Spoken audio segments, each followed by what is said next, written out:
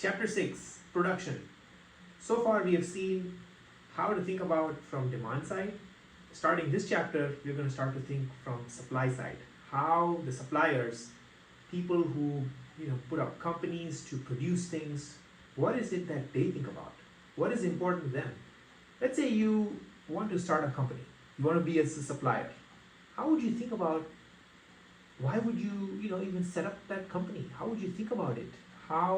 What kind of goods you will produce, how you will get the input for those goods, even as simple as, let's say you want to produce this pen. You want to create a new company that produces this pen. There's so much you have to think.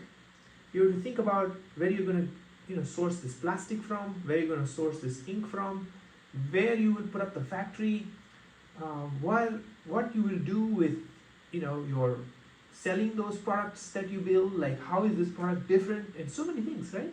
So from a supply standpoint, from a production standpoint, how those suppliers think is super important for us to understand, right?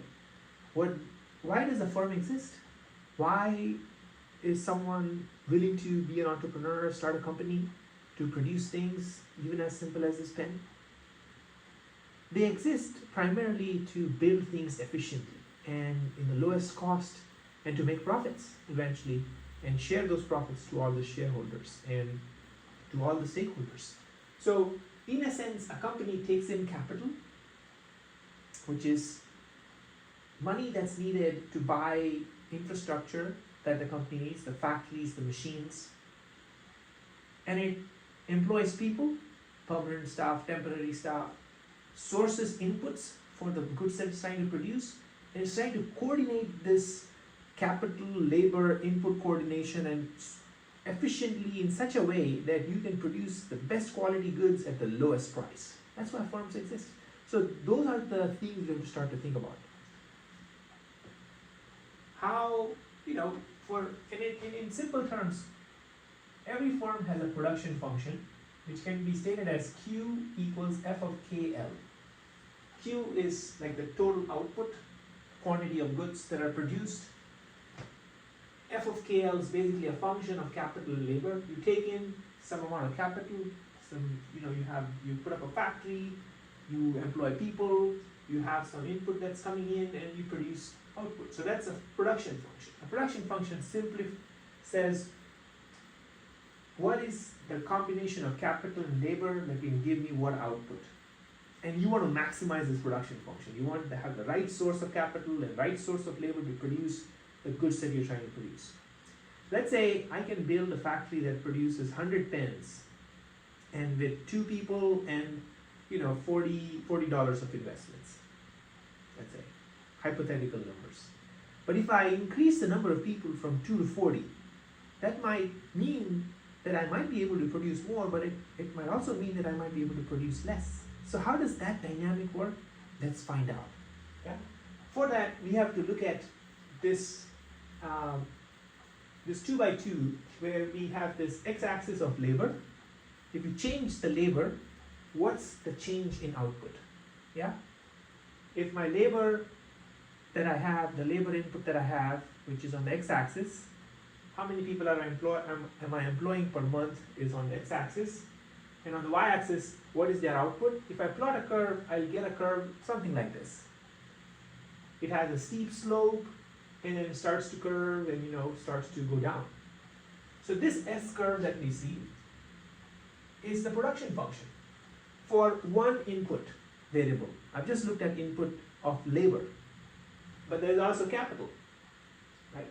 So we look at that later, but when we have one input, just looking at labor, what's the output that increasing this laborers would give me? That's this function. As we start to see, there are 3 main points.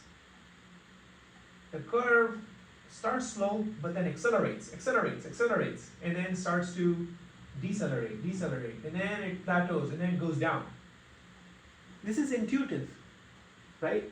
Let's say you just needed those 2 people to do this work, but then you added 2 more, and now they were able to produce more. But then you added 10 more, but you kept your factory the same. So now they're overstepping on each other. So they are getting more and more efficient, at these points, which we can see with these two curves. This curve is the average production per labor. So what is the average that these combination of these people is producing, and what's the marginal product of this labor? Basically, average production of labor is total output that all of these laborers are producing divided by total number of workers or laborers. Marginal product is at the margin when you added one more person. How much did that one person give you from that previous level? So change in output in those two levels divided by change in input between those two laborer data points. So as we start to see, the marginal product of labor continues to increase, average continues to increase, and then at some point the marginal product continues to go down. And at the point where they intersect, that's this point here, at which point the deceleration starts, and this is the point where you have the maximum average output per labor. So you see, with these two concepts, average product of labor and marginal product of labor, we are able to talk about productivity of these laborers, but we are also able to find out where will I have the maximum output, average output per labor, and so we know what the productivity of our firm looks like. How did I plot this graph? Well, you can do empirical analysis to find out if you added more people, what happened to your output, and then you can plot this. You start with one person and you see, oh, they're producing maybe 20. And you added one more person, oh, they're actually producing 30. Right? Maybe 10 and then 30, right? So that really increased. And then you added a few more people and then it went up further. So you keep adding and you keep seeing what's happening to your APL, average product of labor, and MPL, and you start plotting this. And you will quickly realize that at a certain point, keep adding more people, the MPL reduces, the marginal benefit that you get by adding that extra worker reduces, and at some point you will see the APL and MPL coincide, and after that it starts to decelerate. So now we know how to look at this labor productivity, which, as a CEO of a firm, as a business leader trying to decide how many more people you need to know this. But there's a flaw here because it only adds people. We know in production function that it's also dependent on capital. Because let's say you only had one factory, you keep adding more and more people, there will be diminishing returns. But what if you added another factory and kept adding more people? Then you could face these three possibilities. So now we have two inputs. Labor on x-axis, another input, capital on y-axis. What if you could not just hire people but also add more factories? Then you have to start looking at output Q as a curve here. This is an isoquant. Basically it says for any given labor and capital combination, I will produce the same output Q equals 55. So this is that isoquant, right? So now let's say you have the possibility your product, your pen is really doing well. You want to put up another factory. What you want to then know is say, hey, if I put in more capital and employ more labor, what is the possibility? I could see my production increase, right? I could see that, hey, I went from this one factory to, I added one more factory, and you see, adding this one more factory the production went up from 55 to 75, so 20 units, let's say. And then you could add one more factory, right? Then you see, oh, the production is going up from 75 to 90, just 15 units. But what are you seeing here? You're seeing that you could have kept the first factory and you got 55 units. Adding another factory just got 20 more. So you experience diminishing returns to scale. Meaning your product, adding more factory, it's not even giving you the same 55 units that you got earlier. It didn't double to 110. So the way you set up your capital and labor input for your product, if this is the output you will get, then you are under diminishing returns of scale.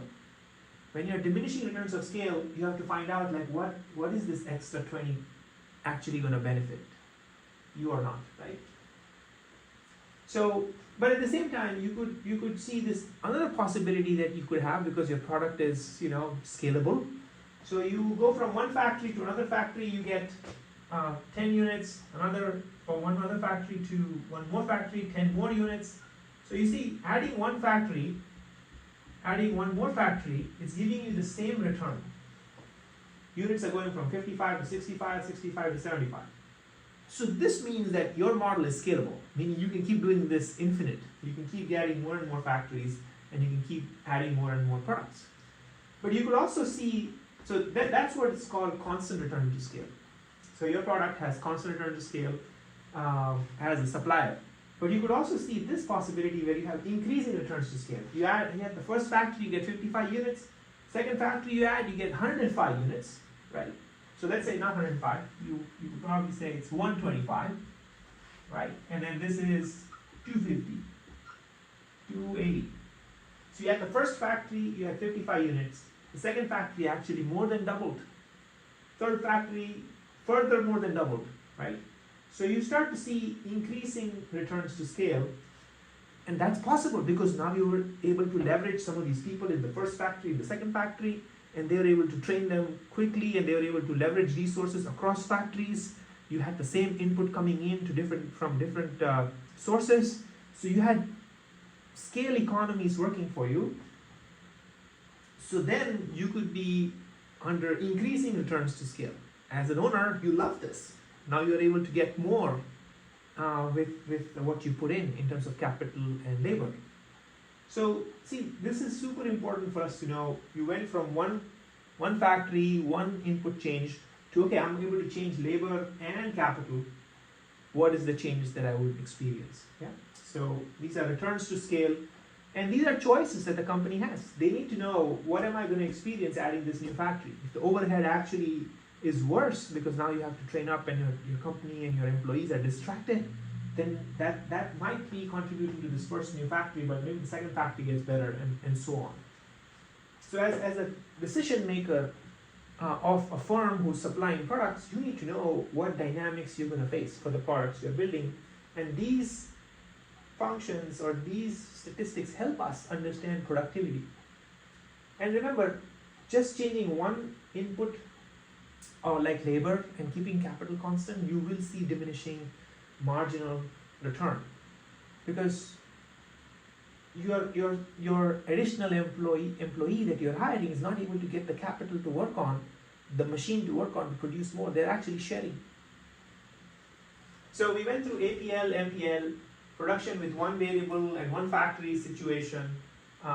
We also went through how and when do we get the maximum average product of labor. And even in one factory, you could see, let's say you upgrade a slow printer or a slow production that produces these green tops from 10 units per hour to 100 units per hour.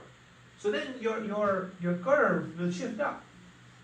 You will get more productivity. Similarly, you might be having older machines that you improved, and so technology shifts these curves up, and that will also shift these average production of labor and marginal product of labor will also shift up.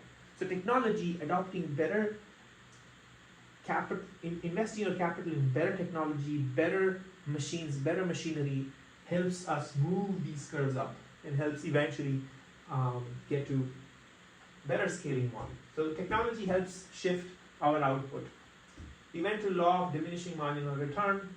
We saw how we can look at labor productivity through APL and MPL, and we saw that for a given isoquant, which is basically saying for any pair of input-output, how much quantity I can produce. So here we could say, hey, I have 20 people and I need 40 units of capital, which is same as 30 people and 30 units of capital. Any combination would do. So that's an isoquant. Basically says for generating 55 units, that's the combination. And MRTS, marginal rate of technical substitution, basically is, hey, I could substitute away this 10 units of capital, right, which is 40 minus 30, for this 10 units of labor, right? So this one. So it's basically saying I can substitute 10 with 10. But here you could start to see, oh, you could only substitute 2 units, but you'd have to add, with 2 units, you'd need to add like 10 units of labor. So you start to see that MRTS also changes based on where you are and what combination of input you're going to use for your production. So this concludes the summary of chapter 6. It gives us a view of if you're a business owner who's trying to put up a factory, wants to understand how to measure labor productivity, wants to understand where you are, what kind of industry you are, how you would scale up your products, and how you would produce more things efficiently. And so this is super important to understand how production works, what are the input factors that go into production, capital, labor. These are the main ones. Capital, labor is about 80% of the production, but there are many other things as factors. There's land, there's so many other things, electricity and fresh weather and all of that goes into production. But as company owner, you need to understand how your company is performing, how you can improve the productivity of your laborers, how you can give them the best machines, and how you can build products faster and much more efficiently. Right? So that's chapter 6.